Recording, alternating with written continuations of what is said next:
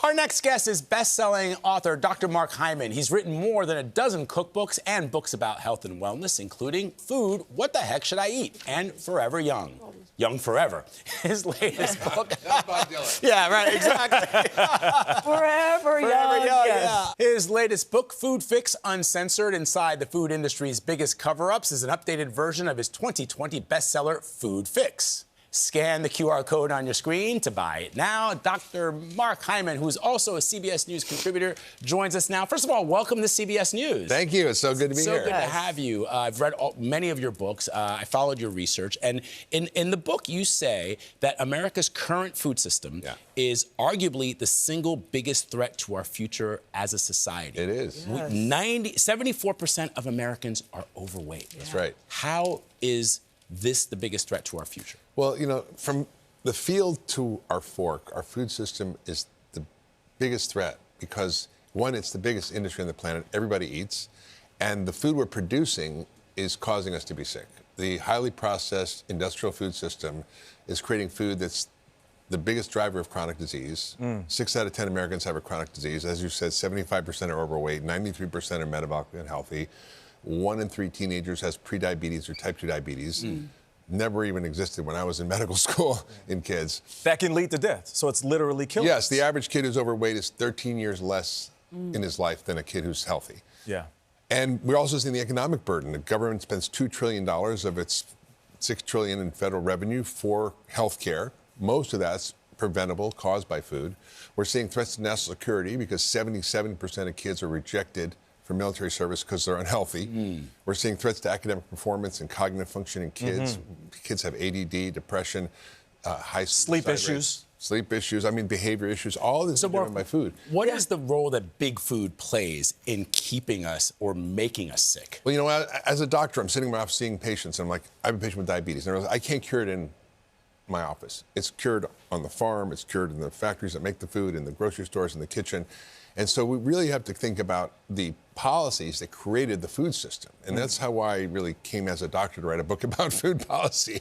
Because I realized that, wow, I can't fix the problems that I'm seeing in my office by just treating them with medicine. I have to go back to the cause. And the cause is the food we're producing, which is driving chronic disease. It's the highly processed food. It's full of starch and sugar that's causing obesity, diabetes, and all the other consequences of heart disease, dementia, infertility, depression, and you name it. The food system is causing it. In fact, ultra-processed food, in a big study, I think it was the Lancet or British Medical Journal, showed that there are 32 different diseases that are caused by or worsened by the food we're eating. But now that you've scared the bejesus out of us, what do you want us to do? Well, the good news is we as a society are actually starting to pay attention to this. Whatever your political affiliation, biology doesn't have an ideology. Your cells don't have a political party. We are seeing an awareness of chronic disease being an issue, and Robert F. Kennedy, for all his faults or his accolades, is addressing this right head on. So the new dietary guidelines actually said we should be eliminating highly processed food. There's new efforts to actually rule that the ultra-processed starch and sugars that are in our ultra-processed food should no longer be considered safe to eat by the government. The FDA is going to rule on this next year. We're seeing changes in the awareness around things that people can actually do from addressing chronic disease by dealing with the root causes. Governments and states around the country are getting SNAP waivers, so they won't allow people to buy soda and junk food on food stamps. So there's a lot of changes that are happening at the policy level that are going to trickle down and really make a difference. And then people can be more empowered with their own lives and make choices that actually make a difference. They can vote with their fork, and they can vote with their vote, and they can actually impact the food system.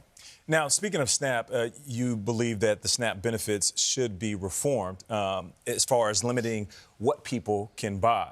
But then when you think about the healthy foods that are not available in these areas, it really puts these communities in a bind. It's true. And you talk about the food systems, but then we also have to talk about what's happened systematically in these areas, correct? There's food swamps and there's food deserts. And I worked in these areas. And most of the food deserts are in the communities that need it most. But I years ago I was in a movie called Fed Up, which went to a small town in South Carolina, and I showed how a family of 5 in a trailer on food stamps and disability who were very overweight, had type 2 diabetes, the son was 16, massively overweight, could actually identify how to eat healthy on a budget, and do it. And I was shocked, but they did it. And now the son was the first kid in his family to go to college, and now he wrote me an email and said, could you write me a letter for recommendation for medical school? Yeah. Went to medical school, and now he's a resident and a doctor.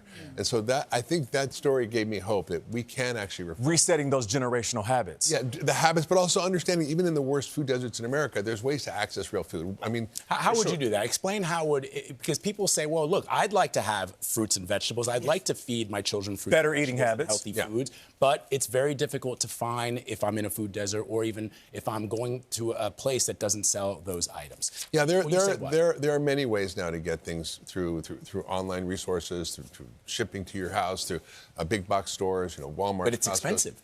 It doesn't have to be. We've done actually a challenge for SNAP or food stamps where we can show for 2 people you can eat for $12 a day for a week, eating real food, but knowing what to choose. Yeah. I'm on the board of the Environmental Working Group, and they have a guide on good food on a tight budget, how to eat well for you, well for your wallet and the planet, and you can pick more affordable types of meat, more affordable vegetables, more affordable beans, grains. There's a lot of real food that you can eat that doesn't cost that much if you know what to do. Yeah, the point you're making, Make America Healthy Again, has some controversy around it.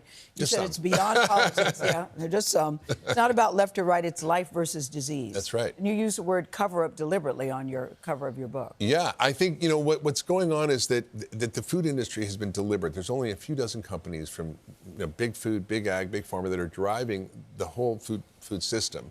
And they're actually able to be influenced by voters and policies that can change things. And I think we have to move into an era where we're really addressing this head on. Otherwise, we are going to continue to get sicker and cost more and affect every aspect of our society. Well, Dr. Mark Hyman, thank you so much for joining us. Food Fix Uncensored is available now. Scan the QR code on your screen or get a copy of the book to learn more about pushing for change in our food system.